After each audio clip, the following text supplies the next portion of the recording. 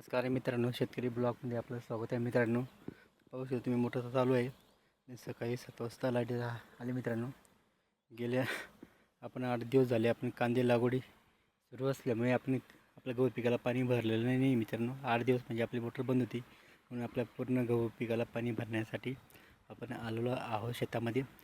पाहू शकता तुम्ही फावडा, पाहू शकता आपले पाणी गहू पिकाला जात आहे. गहू पिकाची साईज पाहू शकता तुम्ही, क्वालिटी पण बघू शकता. पूर्णपणे चेंज झालेली आहे मित्रांनो, जेणेकरून पूर्ण हिरवगार झालेलं आहे आणि त्याची वाढ पण भरपूर झालेली आहे. तर आपला गहू हा खूप छान पद्धतीने झालेला आहे मित्रांनो.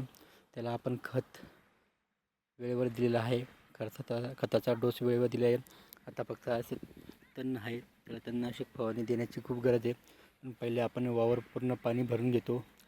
पाणी भरून घेतल्यानंतर आपण तणनाशक फवारणी मारायची तयारी करावं मित्रांनो. कारण की 8 दिवसात आपल्या कांदा लागवडीसाठी केल्यामुळे तर आपली पाणी भरायचं काम थांबलेलं होतं 8 दिवसापासून.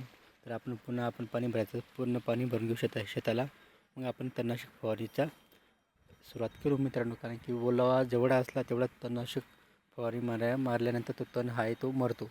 म्हणून आपण आता पहिले पाणी भरून घेतो पूर्ण गहू पिकाला. मग आपण नंतर तयारी करणार आहे. पुढची तयारी म्हणजे आपल्या तणनाशक फवारण्यासाठी. यासाठी आपण पुढची तयारी करणार मित्रांनो. अशा पद्धतीने आपल्या शेतात पाणी भरायचं आज काम चालू मित्रांनो. व्हिडिओ आवडल्यात लाईक शेअर कमेंट करा. आमच्या चॅनल सबस्क्राईब करा. जय जवान जय किसान मित्रांनो.